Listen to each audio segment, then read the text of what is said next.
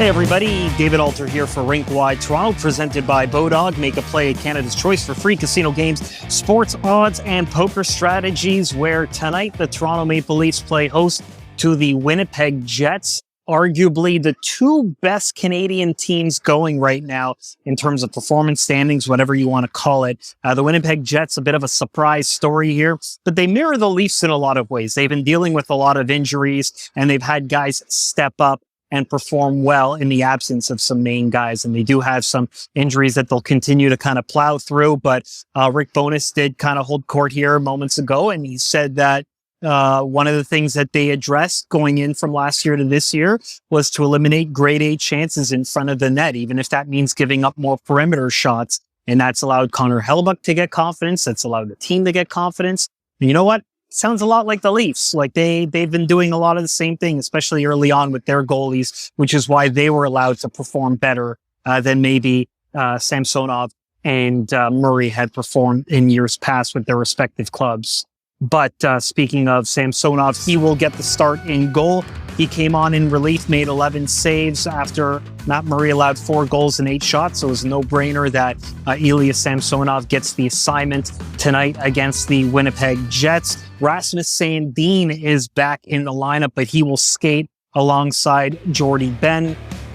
And Connor Timmins will come out of the lineup in his place. And that's an interesting development, because that means instead of just sticking with Sandin and Liljegren, they're actually going to keep Liljegren up to play with Morgan Rielly. And Sheldon Keefe even confirmed that he likes the confidence that Morgan Rielly had playing with Timothy Liljegren. And it's even of my opinion that that's probably a defense pair that you want to stick with while TJ Brody is out. And speaking of Brody, he was on the ice before, and he was able to kind of keep things going and work towards his return. Still hasn't joined the teammates out on the ice for a practice session yet.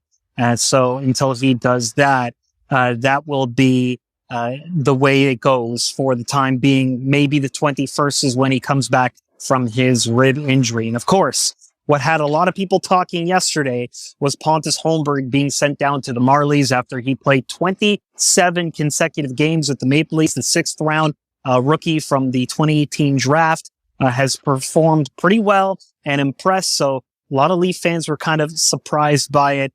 Sheldon Keefe kind of saying that it was just a matter of getting him some conditioning and getting him some game action. The Marlies had a game yesterday, so they got him in there.